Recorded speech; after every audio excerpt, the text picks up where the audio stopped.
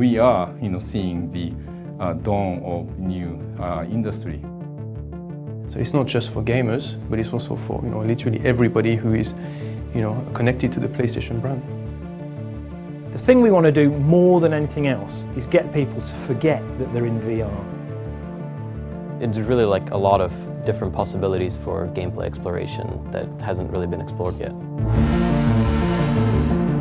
Technical advancement helps game creators to come up with some, totally new experiences. The stars have aligned in terms of technology for VR. So, screens are really good now, the latency's down, the computation power is up, and all these things have kind of come together to mean that we can make VR headsets like Morpheus that really work. We've made a demo that runs 120 frames a second, natively, and when you move around, you can really feel like it's so smooth.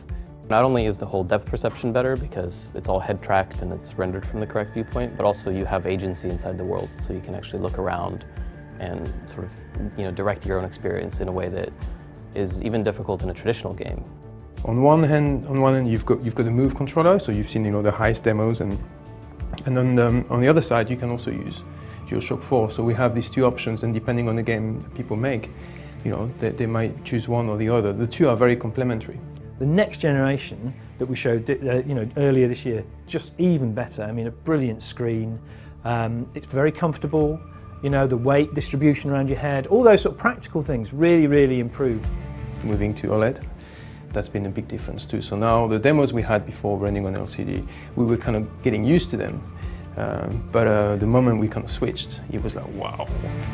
We've had to think from the ground up and design from the ground up for virtual reality experiences. So instead of using a traditional FPS control system on a DualShock, for example, in the Heist we're using two Move controllers, and you're actually in there, actually shooting baddies, looking around, one-to-one relationship with your hands and the environment.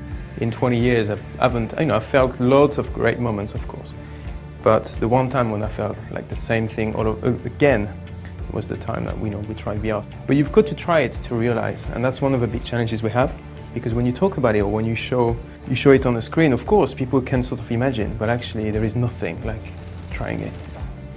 There's a lot of exciting possibilities to kind of present worlds that feel realistic but are completely not like anything you could actually experience in real life, so I think that's my hope for the project. Innovation's in the DNA of PlayStation. If we just stood still, I think half the people wouldn't be here. They're here because they love innovating, finding new experiences.